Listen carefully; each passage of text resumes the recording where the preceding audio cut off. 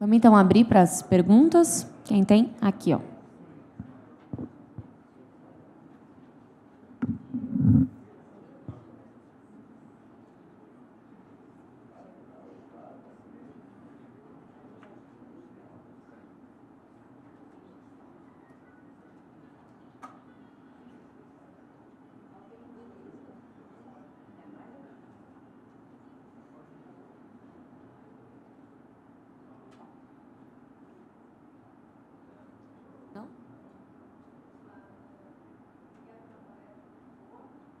Não está funcionando, tem que falar um pouquinho mais alto ou esperar um pouquinho? Pode? Pode.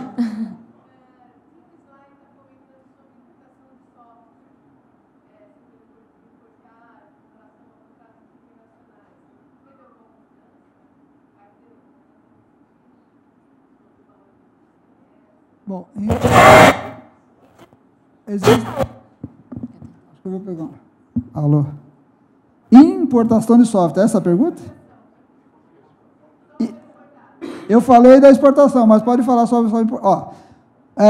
é importante demonstrar graficamente, fica mais fácil, mas existem duas possíveis relações contratuais.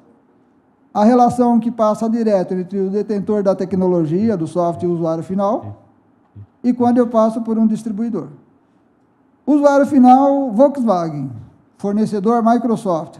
A Microsoft de Portugal vende uma licença de uso ou vende manutenção para a Volkswagen do Brasil. Eu estou falando de importação de serviço. Na importação de serviço vai incluir toda a matriz tributária.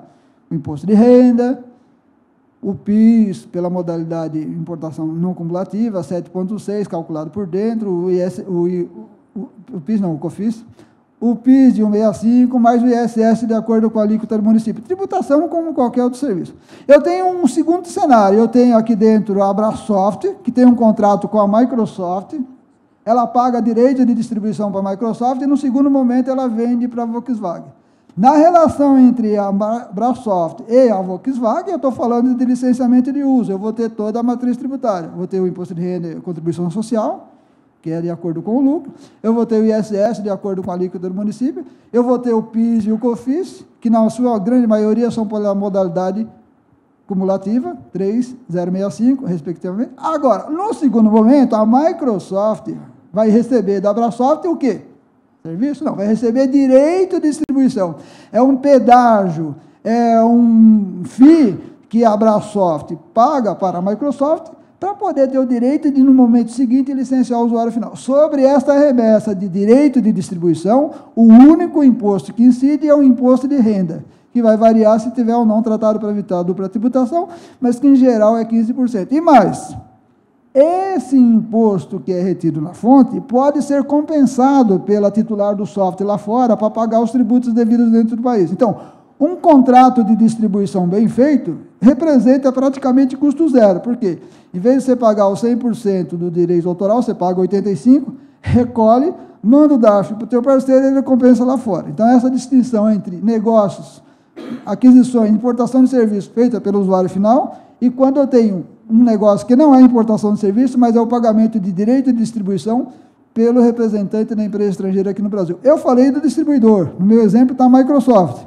Abrasoft, Volkswagen, mas eu podia ter aqui no meio Computer Associates do Brasil, pagando para a Computer Associates Inc., pelo direito de, no momento seguinte, licenciar a Microsoft do Brasil. Então, quando as subsidiárias de empresas estrangeiras aqui no Brasil também firmam um contrato com as suas representadas lá fora para distribuir o software, eu também tenho essa mesma vantagem tributária. O único imposto que eu vou pagar o imposto de renda. E aqui tem uma vantagem. Imagina o seguinte, que a Computer Associates do Brasil vai ter um lucro de R$1 bilhão. Ela pode estabelecer e vai pagar sobre isso 25 mais 9, 34%. O governo brasileiro vai ficar com 334 milhões. Ela estabelece direito de distribuição de 990 milhões. Sobrou 10 mil para tributar pelo imposto de renda. Esse 1 bilhão que ela manda para fora tem só o imposto de renda na fonte, de 15%. Que a empresa coordenadora lá no exterior vai aproveitar.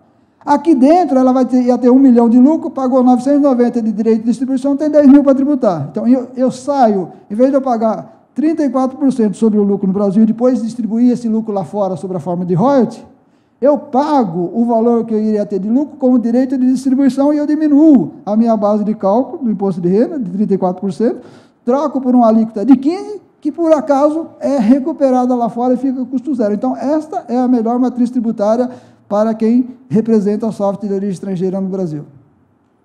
Mais alguma pergunta?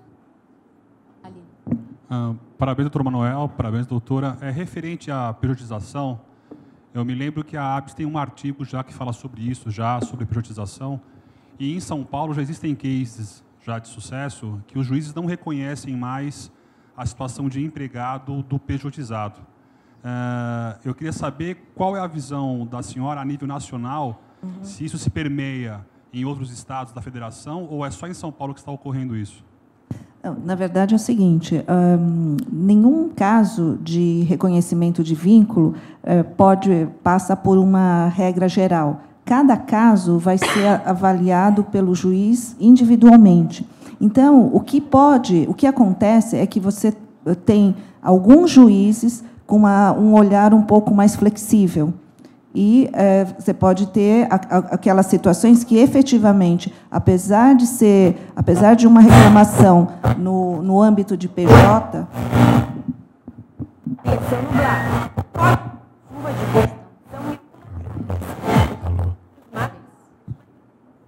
Então, o que acontece é que, assim, realmente você pode ter juízes com uma visão mais flexível ou menos flexível. Mas cada caso, assim, efetivamente, vai ser levantado se ele trabalhava com subordinação, com pessoalidade, habitualidade e remuneração. São esses 4 elementos que, juntos, formam um empregado, caracterizam um empregado. Então, essa questão vai ser avaliada realmente caso a caso. Não existe uma determinação genérica ou geral a favor ou contra a pejotização por parte do Poder Judiciário. Alô? A última pergunta aqui. Aqui? Alô? Está funcionando?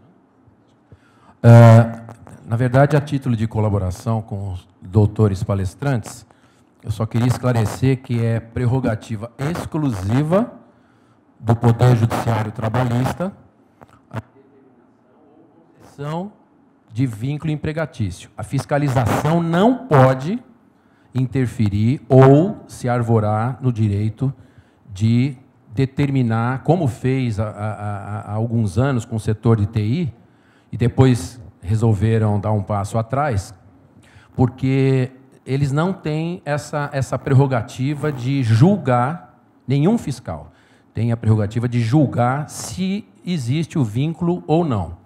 Cabe exclusivamente ao Poder Judiciário Trabalhista em cada caso concreto.